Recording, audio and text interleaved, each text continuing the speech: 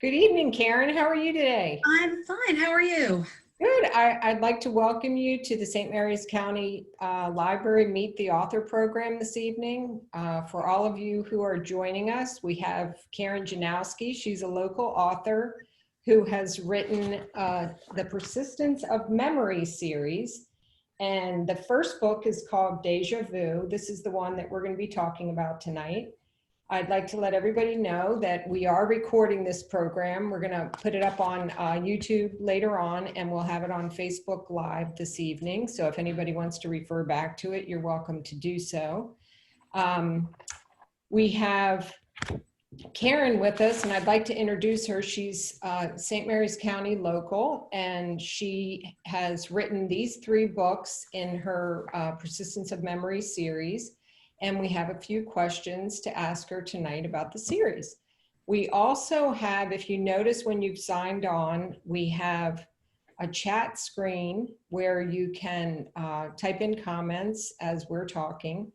And we have a Q&A screen. You'll see those at the bottom of your page. So if you have a question, just go ahead and type it in the Q&A and we will address the questions as we go through. So Karen, I'm going to give a little bit of a background. Karen has her master's in English from Florida State University. She has taught yoga for 11 years, and she is a teacher of writing at CSM and also at the University of Maryland Global Campus. She teaches research writing, academic writing, business writing. And tonight we're talking to her about her fictional writing. So Karen, this book that we're going to be talking about tonight, Persistence of Memory, Deja Vu, this has a little bit of everything. This has romance, it has history, it has time travel, and it has superhero. So my question to you, as someone who generally reads historical fiction, how did you decide to incorporate all these into your one book? I think the superhero part kind of just fell into place.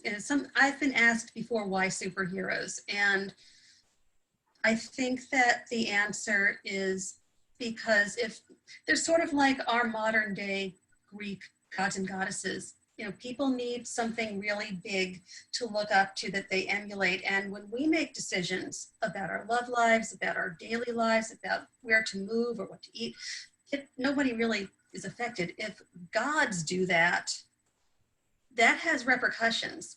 So I wanted to create characters where they had to come into situations where they would have to choose and really grapple with, do I go with what I want out of life, what's going to make me happy? Or do I do what I think is going to be best for the rest of the world, even at the expense of my happiness and perhaps that of my friends? So it's a bigger type of, a bigger world for them. Yeah, they're human, but even more so because it's just everything about it is so big. So they're more aware of the whole, the whole universe, rather than in their little community or their families or whatever. Right. What have you always written about superheroes? No, this is the first time I've written any kind of genre fiction. My background is really literary fiction, and before that, mostly it's been poetry. That's what my focus was in school. And I had the fiction classes also, but I always considered myself more of a poetry writer. So the fact that I was writing short stories was kind of amazing to me at the time when I was doing those. The fact that I managed this many words in 3 books is just kind of astounding to me, even now. How long do you spend each day writing? I try to get 2 or 3 hours in a day. Sometimes it's a little more, sometimes it's less. With the way things are right now, with being home a lot or most of the time, it's a little more fluid. Do you always go to a certain room or a certain place in your house to do your writing? Are you most comfortable in one place? Yep, this is it right here. This is my office. My computer is right over there. And it has a separate door so I can shut it, because even though it's off to the side of the house, it also is a main through passage. My husband and son have decided. Right, right.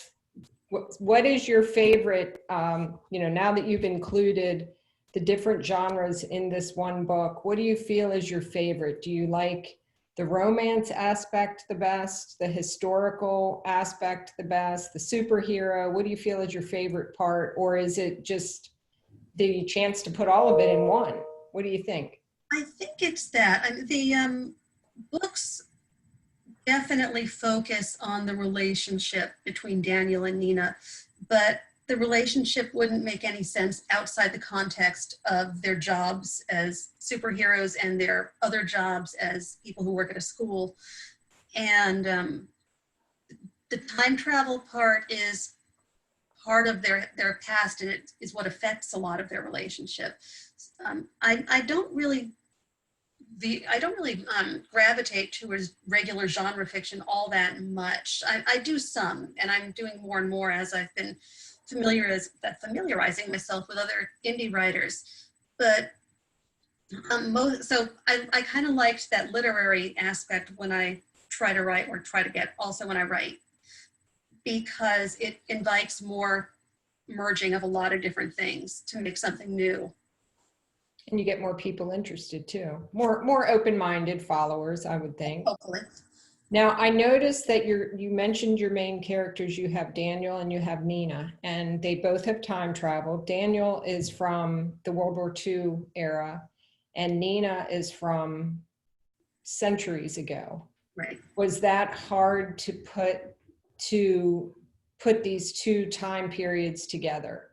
Do you think that opened you up for a more difficult way of connecting them? Or was it just like freeing, like, oh, this is a whole new thing to learn about?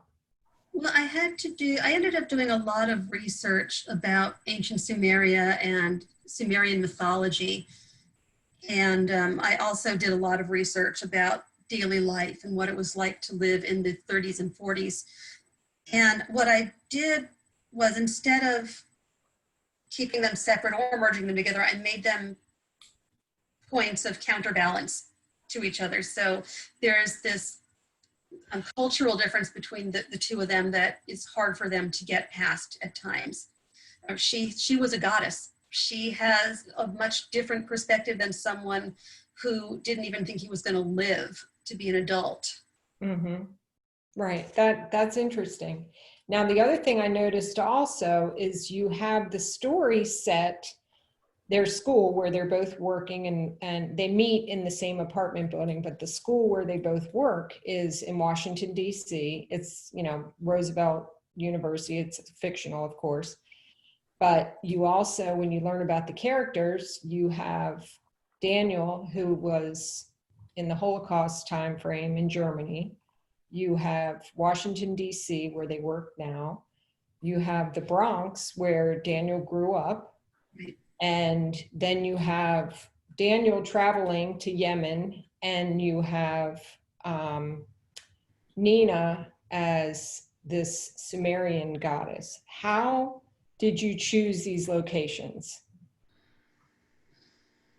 Washington, D.C., because of the familiarity.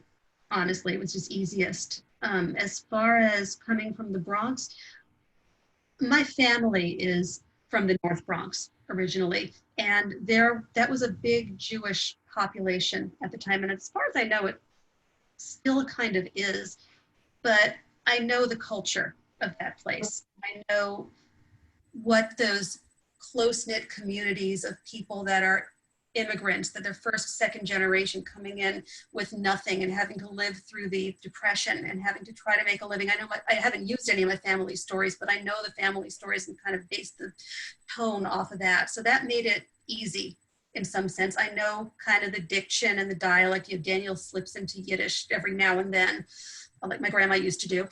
And for Nina, well, actually, let's go back. I'm going to Yemen. So just like pick a place somewhere near the Middle East and Africa, throw a dart.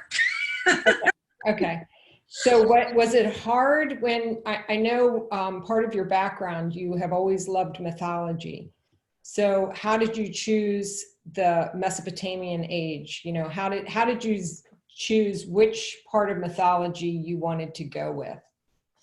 I felt like Greek, Roman, and Norse were way overdone. Everybody does those, and I wanted something different. And the next one I could find that looked like it would be the easiest to research, aside from Egyptian, was Sumerian. Great. So it was 50-50, I went with Sumerian. So when you were researching, did you find roadblocks? I know that you have mentioned before that you did a lot of your research on Google. Do you ever have to go to libraries? You know, would you have had to go to the Library of Congress or a library in the Bronx, you know, to find your research? Would you have any, I guess my question is, have you gone against roadblocks when you're trying to find this information? For Daniel's history, not that much. There's a lot of information out there about that era. For ancient history, where we don't have much information and it's pieced together by archaeologists and researchers, that's a little harder. And there's a lot out there that's really just fictional. People make up various deities, they make up their own legends, or they embellish them. And I did that too, ultimately, for my character. But to get the basics, I had to be very careful about which websites I went to. Oh, okay. For the academic sites, the ones attached to libraries, or at least attached to people that had the credentials to know what they were talking about. Do you ever feel like primary resources are helpful to you, or do you have a particular favorite? Well, primary resources for Nina would have been stuff I really didn't have access to. Yeah. I do have a lot of books about different aspects of World War II and the time before World War II. And I do have some books about ancient Sumeria and Sumerian mythology. I've got several different translations of the Gilgamesh myth. And so I did use those as well.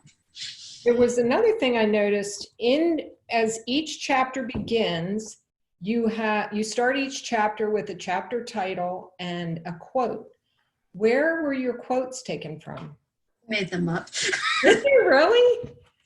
That's great. They look totally real. At one point, I actually typed one of the quotes into Google, and Google wasn't recognizing it. So that is impressive. Very good. I kind of got the feel for what those kind of legends sounded like, and just tried to imitate the diction. Otherwise it's just all from my head. The real goddess Inanna and the goddess Ishtar are one and the same in the myths. It's just a matter of which time period we're looking at. I separated them because it made life a little easier to have someone that wasn't a real goddess, but maybe was the daughter of a goddess and had less power. Because if you have a goddess among superheroes, you don't need the superheroes anymore. So she had to be treated in some way. So that's why I did that. Do you have a favorite superhero movie? I know you have, I don't want to give too much away, but your characters have different superpowers. So are you basing that on some favorites? I think that they're based on a lot of different things that I put together. And there's an obvious parallel between Daniel and Captain America because it's the same basic story. They're both characters very sick, very scrawny. The difference is Captain America volunteered to go to the military. He volunteered to have his body changed. Daniel did not. Daniel's family saved all the money they could to take him to Germany. They didn't know how bad it was over there because all they had was what's in the newspapers, and got caught up in Kristallnacht. And that's how his body changed. He was taken in for experimentation. He never even thought he was going to be alive to be much into adulthood, needless to say, have a career, have a love life, have any kind of plans or hopes or wishes. So when he ends up in the 21st century, and he's got his whole life ahead of him now. He has no idea what to do. He has no meaningful experience with women because he didn't see the point that much when he was growing up. He doesn't know what to do with this relationship with Nina. The fact that she doesn't have any memory of what she is another problem, because he feels like it's taking advantage. So there's that. As far as the other characters, I play a lot of role-playing games like D&D, Dungeons & Dragons, and there are some superhero-based ones and pulp-based ones. And what I've found that's common with all of them, you have a bunch of people that are playing different characters, and you need different types in order to make an adventure work. So you need someone who's pretty good at talking and convincing people to do something. You need someone who's a natural leader. You need someone who's good at beating people up. You need someone who's good at long range kinds of attacks. And you need somebody who can go really fast. So all of those characters exist in a lot of different comic books and a lot of different other fictional venues. So I went with some of those tropes and mashed them together. So people have said that, you know, Miriam reminds them a little bit of the Flash, or Abigail reminds them a little bit of Black Panther and Thor. And the reason is because it's the same basic idea, the same trope that's used in all of them. Mm-hmm. So you just took the superhero idea, but then added your own twist to it, the time travel and the romance. The end of the book, I don't want to give anything away, but the end of the book is very steamy romance. So there's a little bit of entertainment in here for everyone, I would say. Would you like to read an excerpt from the book for us? Not that part. Not that part. We'll skip that part. We'll go back to the calmer part. All right.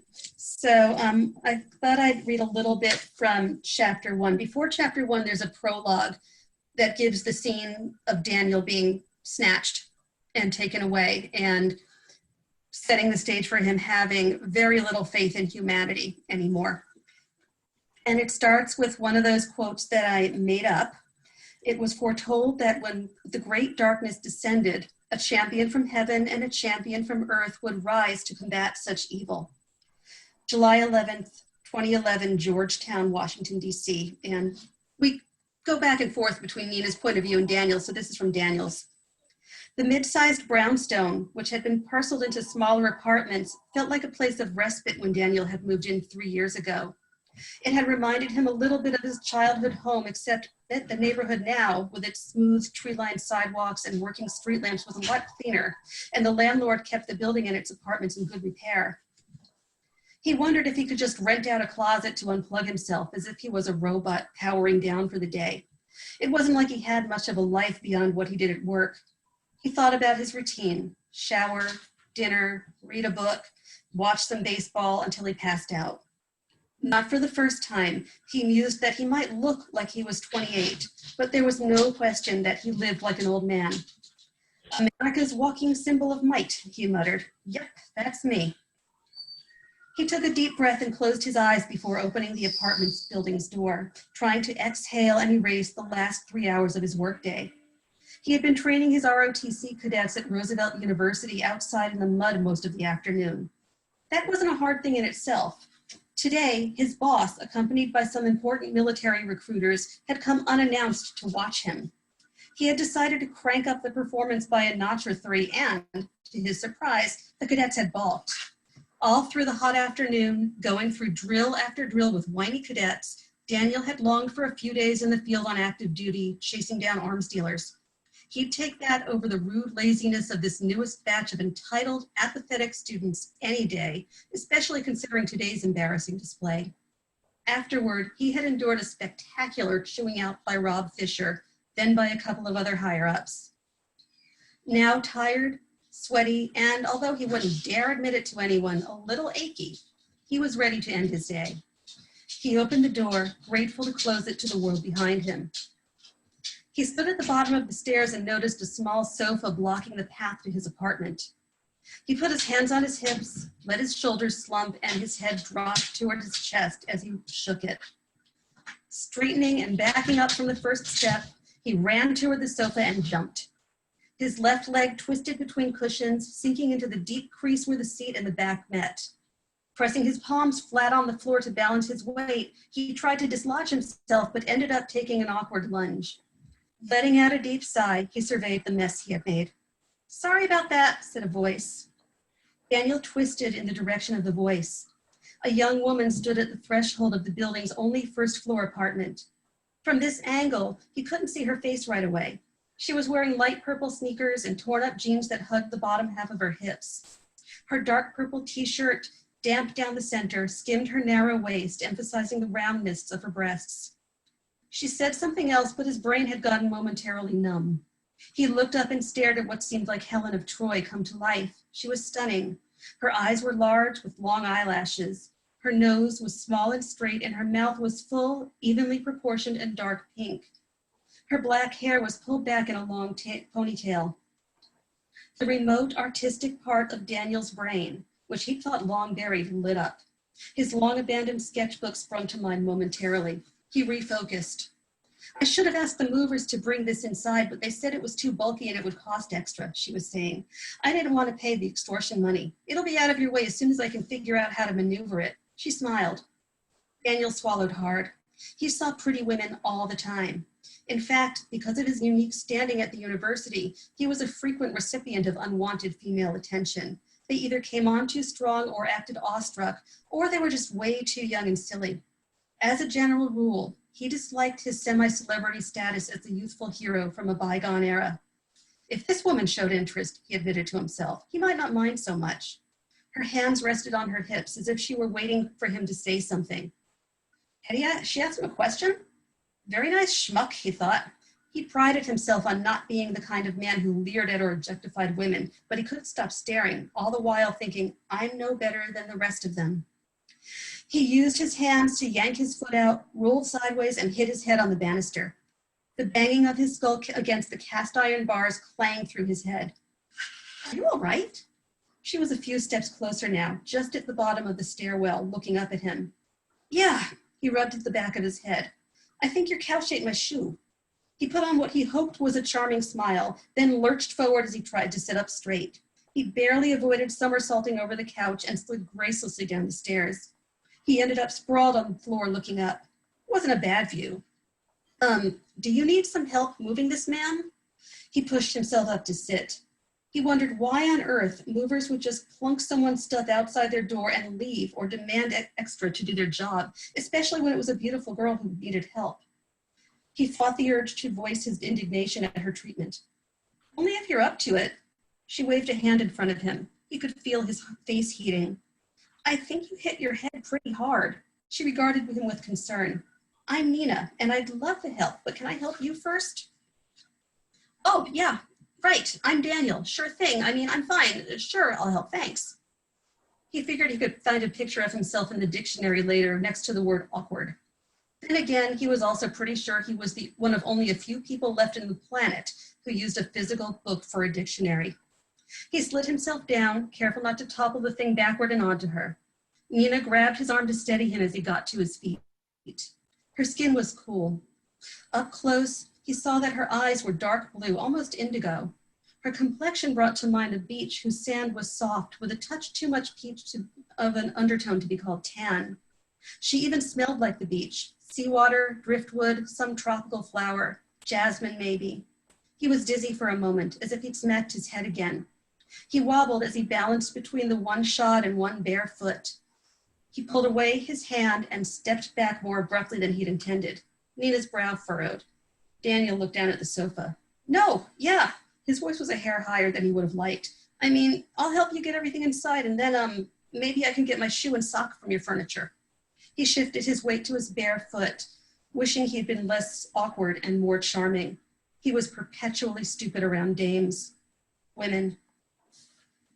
That's great. I love in that, of course, we don't want to give anything away in the story, but in that reading, you have done some foreshadowing. You know, she reminds him of Helen of Troy. You see that there is going to be this love interest. You know, obviously, if he's a professor or if he works at this university, he sees young women all the time, but there's something about this woman that really makes him stop and think I could be, you can see that maybe there's going to be a love interest here. So I think in that simple beginning chapter, you touch upon a lot of things that are going to happen in the story, except for the superpowers. We don't see as many, when I first read it, I thought, well, was he going to lift up the couch? Just based on the summary of the book, I thought, okay, well, his superpowers are going to be evident in the first chapter.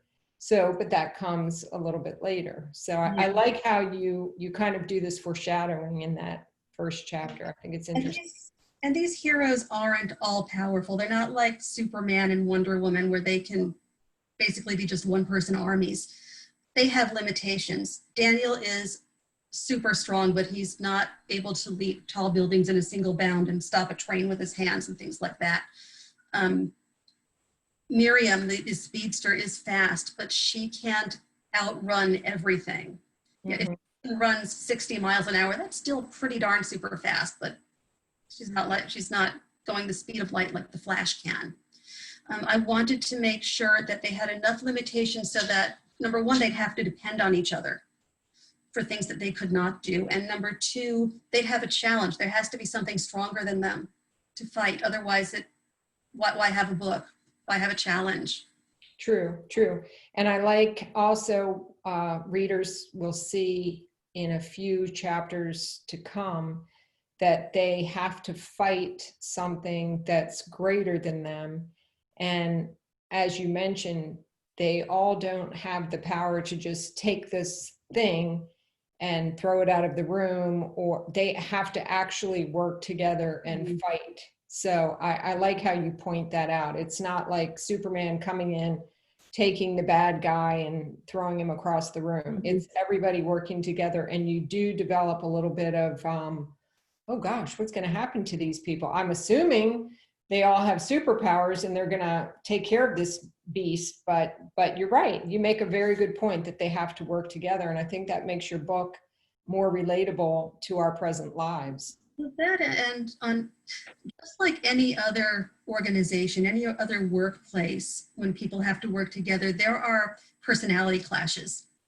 They're kind of dysfunctional. They get along. They're able to do their jobs together. A couple of them are kind of more frenemies than friends, and they've got to get past those differences and those little tiny power struggles between them throughout the book in order to make things happen. And Nina becomes part of this at first because she has no idea who she is. She shows up out of nowhere, no memory of her past, and she's a librarian. She has, for lack of anything else, extensive encyclopedic knowledge about ancient history. But her job really is to run information and artifacts and other intelligence kind of things down from the military library where she works at the university to the superhero headquarters that are located underneath the university. Okay. When those creatures that they're fighting start to show up, she's got to try to help figure out what those are and why they're here. Right. So I like it because I like the book because you don't give everything away. The reader has to do a little bit of thinking in order to connect. Okay, what are these creatures going to mean? What do they represent? Where are they coming from? Who are they after? So I like that it's not predictable at all. And in this book, they get a little bit more information about them. It's not entirely revealed, though. What they are doesn't actually get exposed until around the middle of book 2, where the main bad guy is also finally. It takes a while to get there. Well, one of the things I wanted to point out to our attendees is that Karen's books are all available on Amazon. And Karen, I noticed when I went to Amazon that they have all been published at the same time. Were you holding on to them to just make sure that they went out as a series together? This kind of goes back to my inexperience in writing fiction as opposed to poetry. It was one huge, unwieldy, 120,000 word manuscript at first. Oh. I sent it to an editor and he helped me break it up into 3 separate books. Okay, so that's great. I mean, because the way that you're talking, I haven't read book 2 or book 3, but they clearly have different topics that they're going to cover. Right. Now, So do you, with some resolution, but not all the resolution until the very end of the last book. so did you have an editor, or did you have to find an editor for those people who are writing their first book? How did you go about getting it published? Well, there's a difference, first of all, between what a lot of people think is an editor and what an editor really does. An editor is not the same thing as a proofreader. An editor, there are two different kinds, three different kinds really. One is developmental, where they look at the story and they tell you where its weak points are, where its strong points are, how to even it out, where you need more information. There's a line editor. They go more into detail, line by line. This is not worded correctly. You need more detail here. You need to stretch this part out more, things like that. This is not the right word choice. And then there's the proofreader type of editor. I forgot what they're even called now.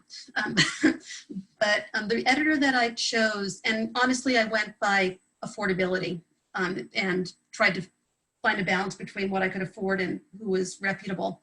And I got very lucky. I found a man in England who's been doing this a long time.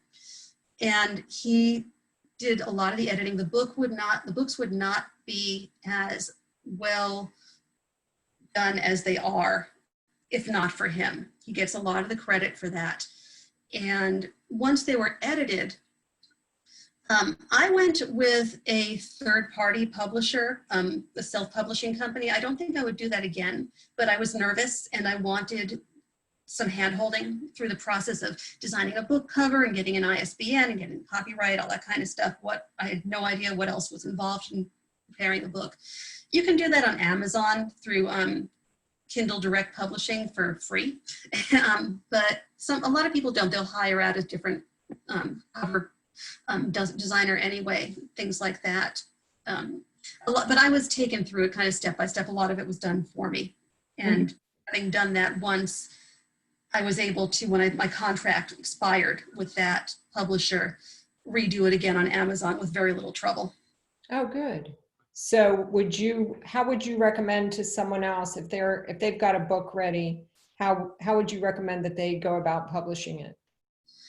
Well, they have some options. For me, the most logical choice was to use Amazon's self-publishing service because that's where most books are sold from these days.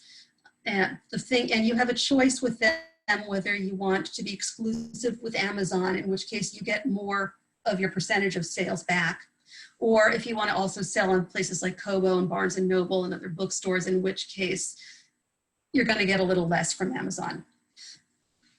But basically, you created a free account for yourself on Kindle Direct Publishing, or KDP, and they take you through it. Here's where you upload the book. What's the title? What's the cover? This is what dimensions the cover needs to be. What kind of paper do you want it on? Are you planning on doing just digital or also a hard copy of some sort?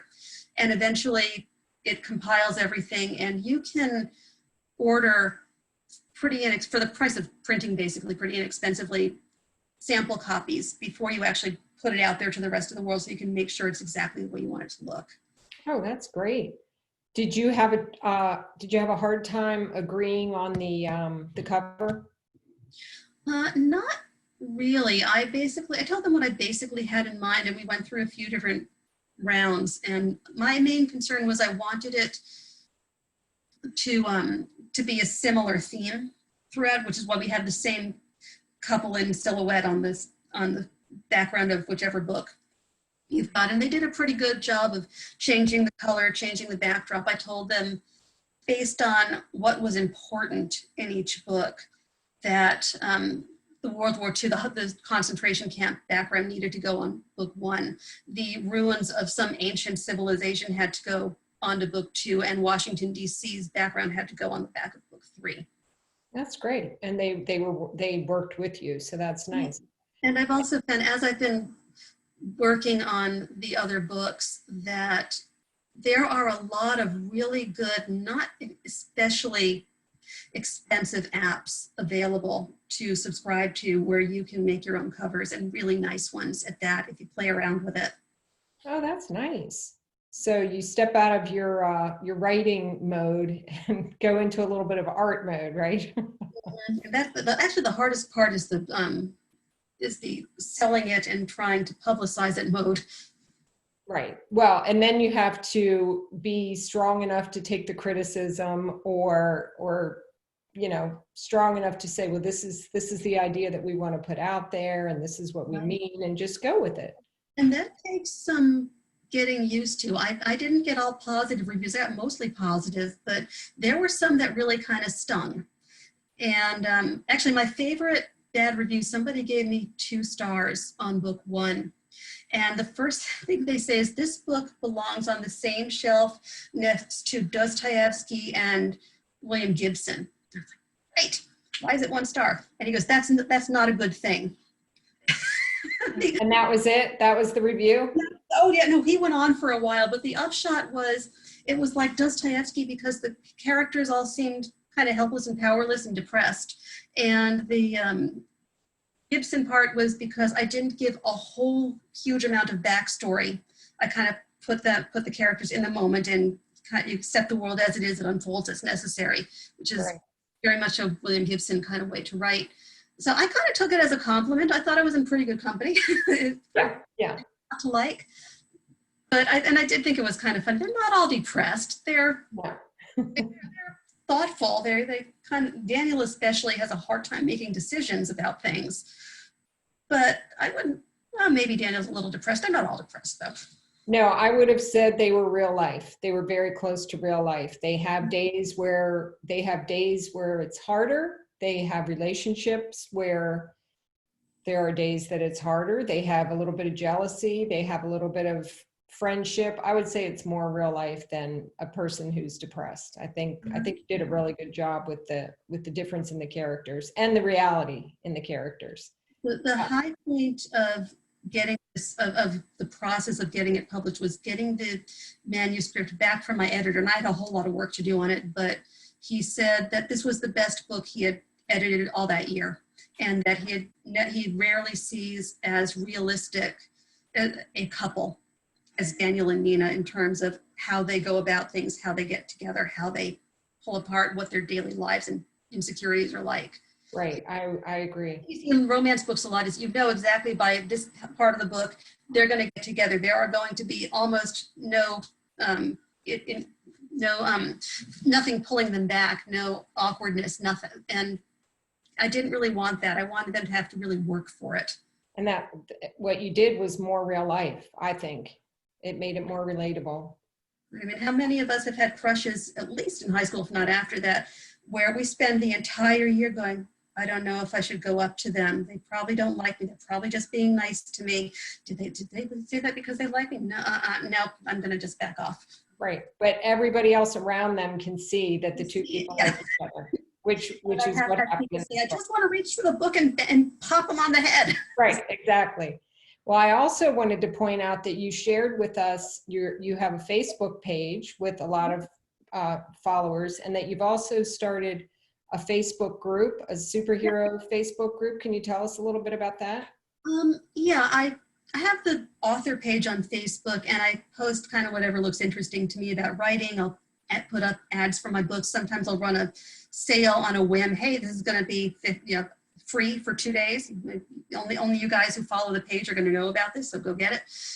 The group, I wanted more interaction, so I made it about superheroes, and the title is Superheroes in Love, but it's really anything about superheroes. We've had discussions so far about Halloween costumes. We've had who do you think is the best villain and why. We've had who's your favorite actor to play a particular character.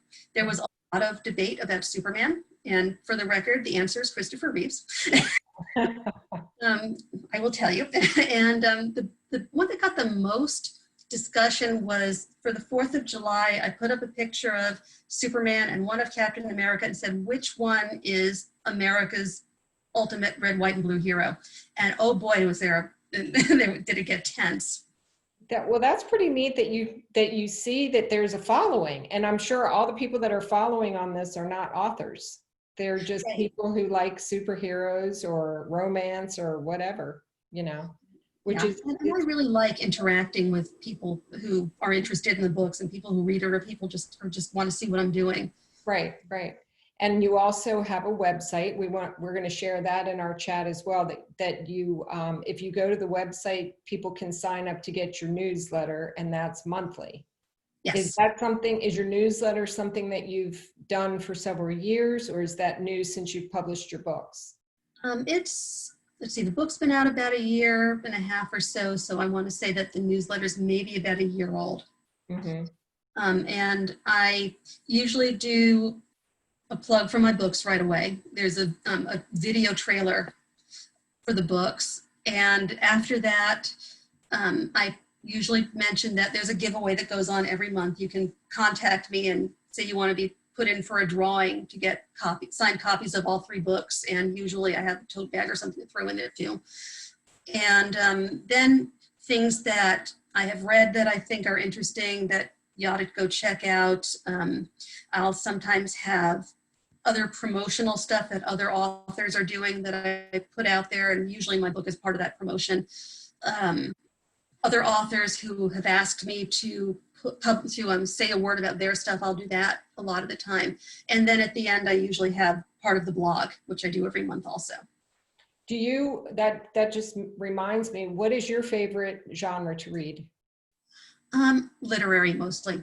I just got finished. I've been on a historical fiction kick lately, so I've read a whole bunch of different variations of the Iliad, and I just finished Ursula Le Guin's different take from the from a minor character's perspective on the Aeneid by Virgil. And they're the kind of books where you know what's going to happen.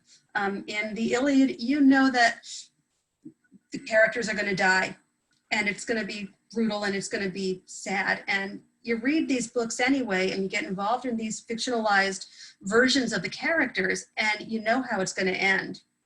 You're so happy they get together. You're so happy things are working out. You're so happy they're winning something. And you know, and it's, you close the book when you're done, and at least for me, I go back and read the last chapter a few times thinking maybe it'll change.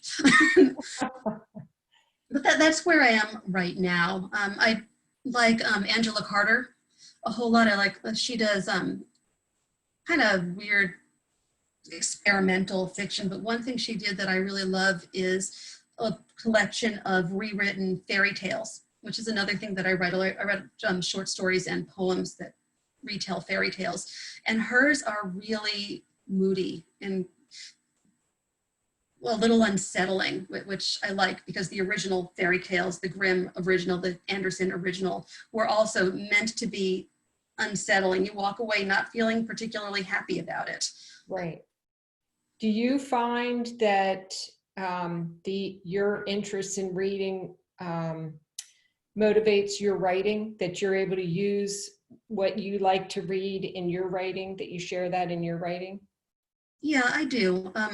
There's one debate that I see going on all the time, because I belong to a lot of different Facebook writing groups, is how much do you read?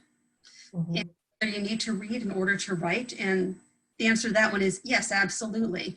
But I think it really is a matter of what you read also. A lot of new writers read each other's stuff, and we do that to help promote each other, and we do that to kind of cheer each other along, and that's important. But you also, I think, need to read things that make you jealous. Why can't I write like that? I am never going to write like Ursula Le Guin. That's a good point. It's okay though, but the idea is to elevate, to have something more to strive toward. Do you find that you get writer's block? That's another question I get a lot, and other writers get mad at me when I answer, because I tell them there's no such thing. There's discipline. There's no discipline. And with discipline, you sit down and you put your fingers on the keyboard or your pen to paper, and you just go, and it might be garbage. It might be just the awful worst direct you've ever written in your life, but that's okay. No one's ever seen it. And eventually, the stuff that isn't very good morphs into something that's a little bit deeper and more meaningful, and then it gets good again. So you have to kind of push through it. Even if you don't think you have any ideas, just get it out on there anyway.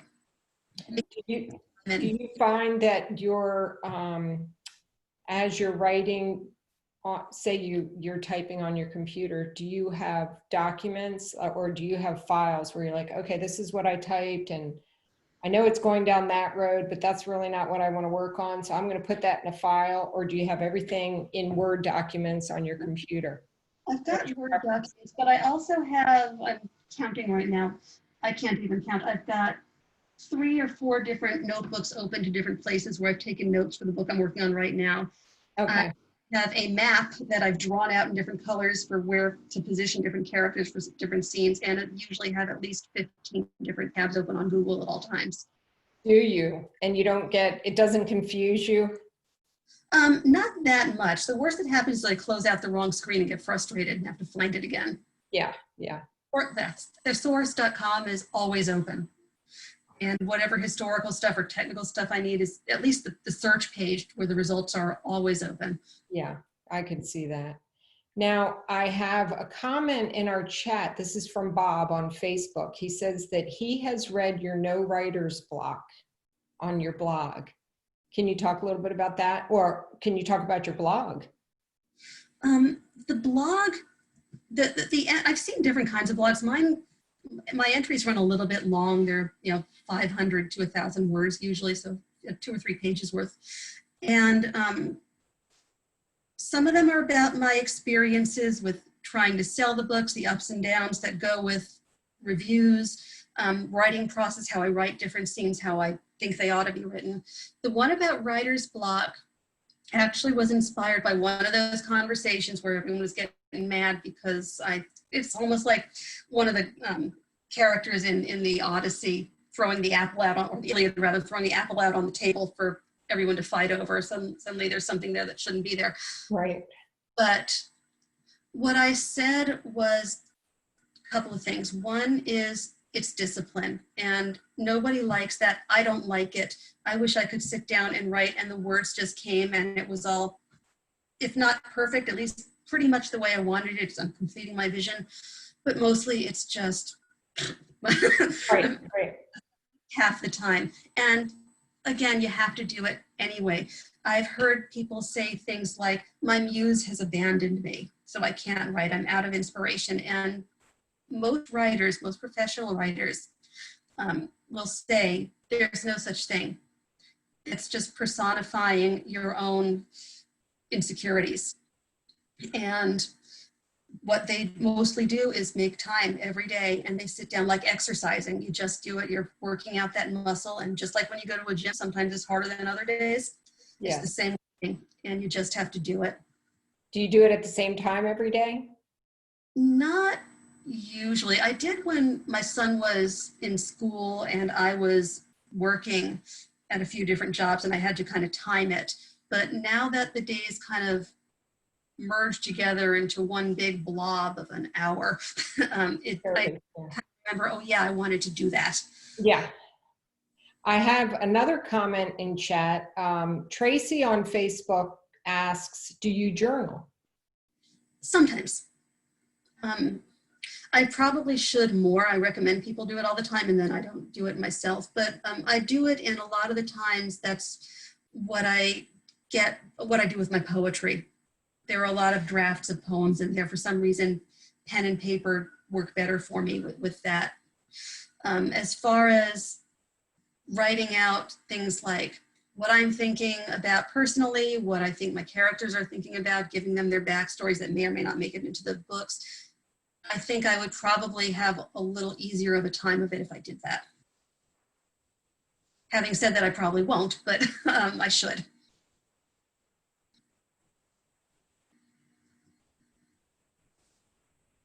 You freeze up?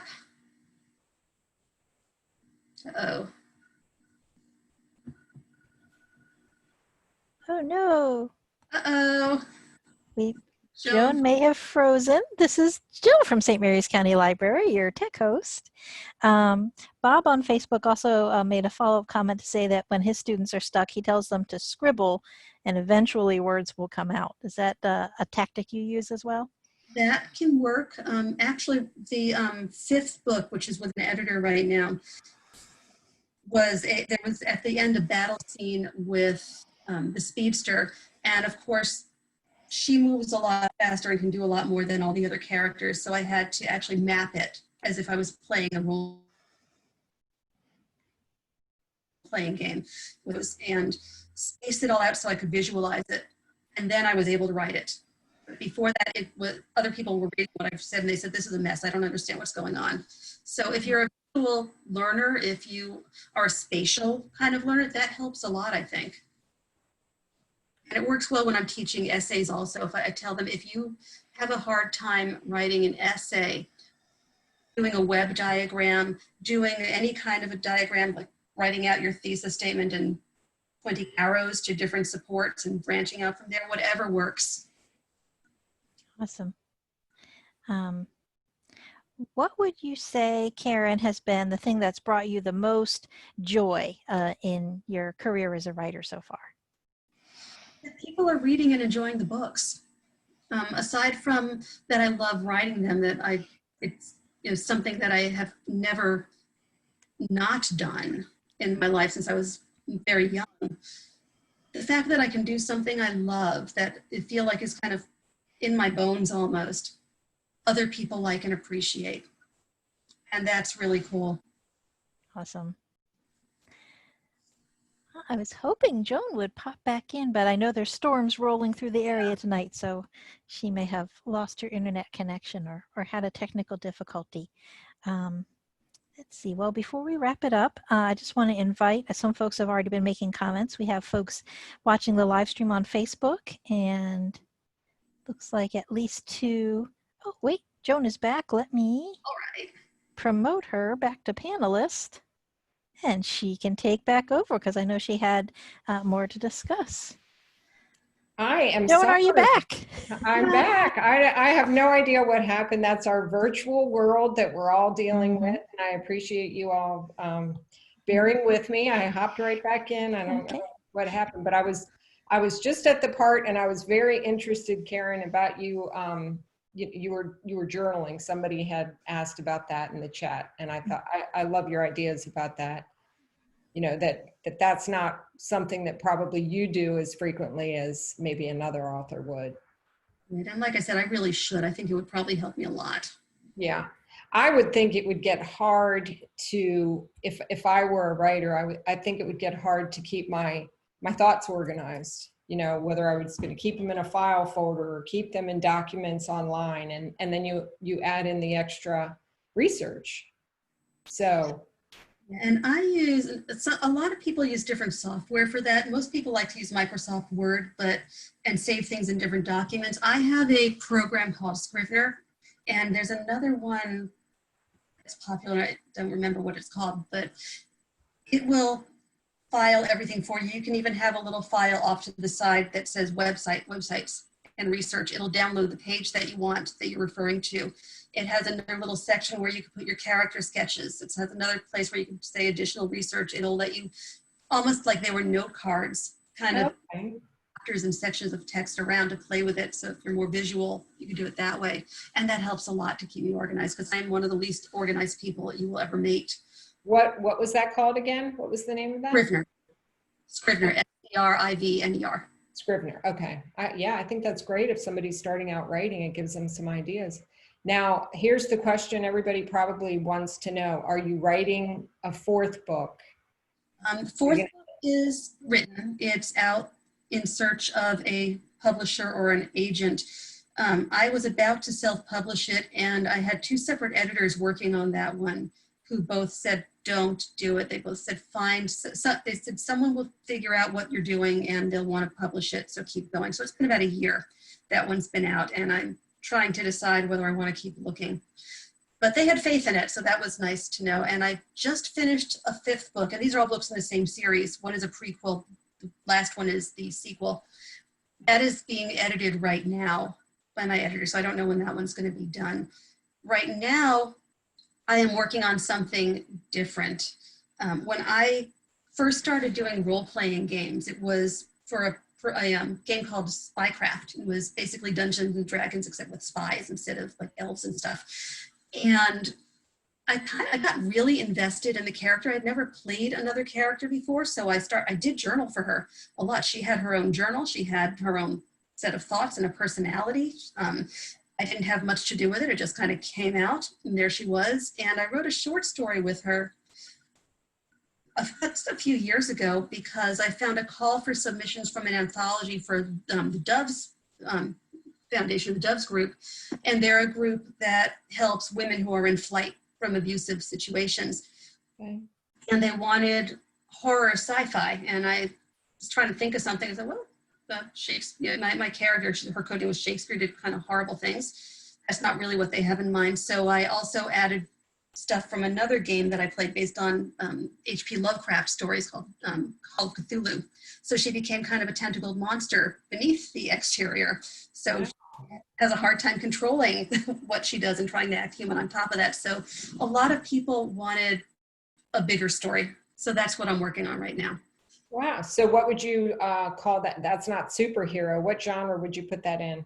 This is probably going to end up another mixed one. It's going to be a cross between horror and spy.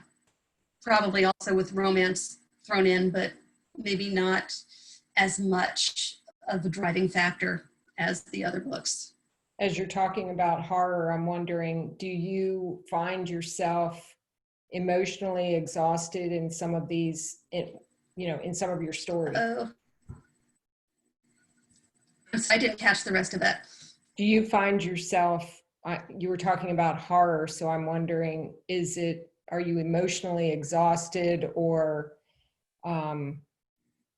disappointed in the world when you're writing the horror stories? Do you find that tiring?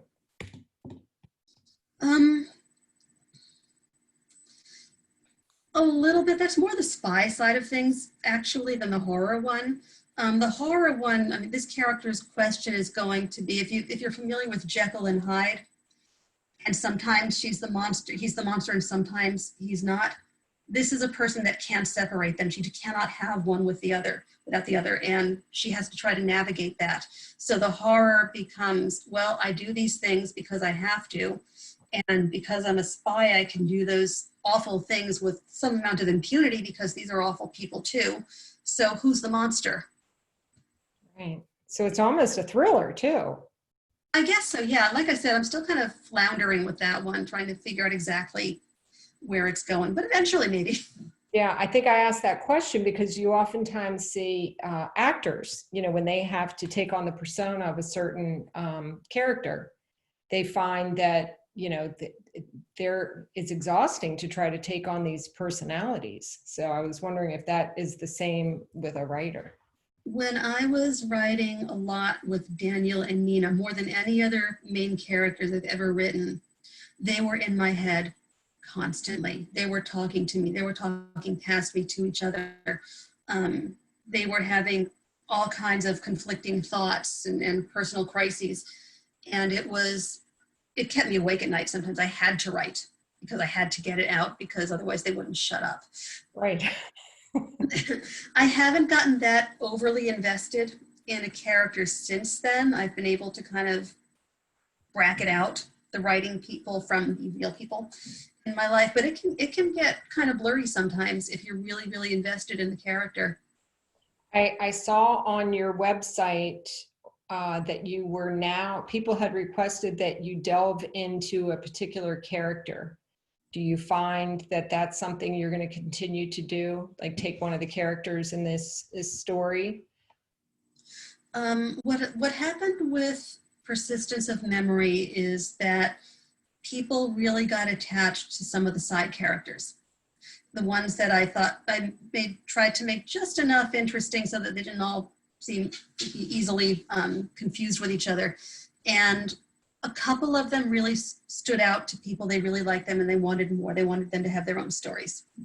So one of them was the prequel that I'm looking for a home for is the characters Kevin and Graham, and it's all backstory, and Rob is very much involved in that.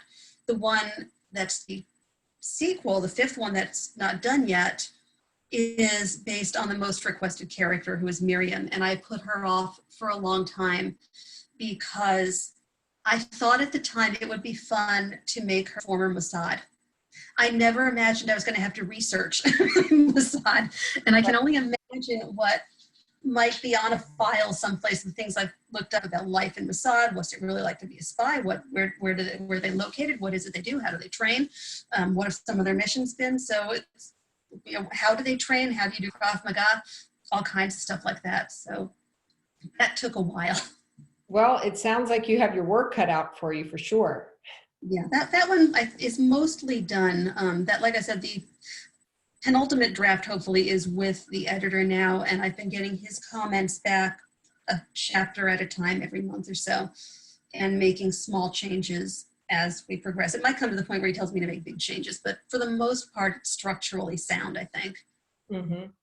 Well, it sounds like you've got some great ideas, and I think it's wonderful to be able to share all these different genres in the one, you know, all these different ideas and genres in the one story. I think it's captivating. It really is. Is there anything that you want to leave our readers with? You know, any food for thought or motivating thought? I will say this, that these are, because I get asked this sometimes, these are superhero stories, but they are for grown-ups. They are absolutely positively not for 18 and younger. And those sections you mentioned at the end of book 1, there's a lot more of that in books 2 and 3. Okay. A lot more. And it's thematically related, and you know, information is revealed through those scenes, so they're important to be there, but they're pretty detailed. Yeah. And, but having said that, one reviewer on Amazon said, if you liked Captain America and Outlander and 50 Shades of Grey, you'll like these books. That is very true. And that, well, hopefully it doesn't make people skip to the end to see what's in the end. I guess you can't do that in the second and third book, but the steamy part is definitely in the end of book 1. So, well, Karen, thank you for joining us tonight. It's been a pleasure talking to you and learning about these stories. And like I said, for me, for someone who reads historical fiction all the time, this was a great leap into several other genres. And I think other people would really enjoy reading it. And the St. Mary's County Library has all 3 books in the series. So at this point, you can put any of them on hold. And I hope that you do. And I hope that you also take advantage of the websites that and Facebook links that we have put up in the chat. So thank you. Thank everybody for I would add one more thing. If you enjoy the books, the way indie writers, the ones that are not represented by big companies, get read and get well known is by leaving reviews on Amazon and generating buzz. So if you like them, I would really love it. It would be very appreciated if you put reviews up on Amazon. Great, thank you. And I think that's good for all of us to remember, because we're all readers, and you know, that's one thing I don't often do is put on a review. So I appreciate you telling us that and sharing that with us tonight. Well, thank you, Karen. Thank you. Great meeting you. You too. Take care. You too. Bye-bye. Have a good evening. You too.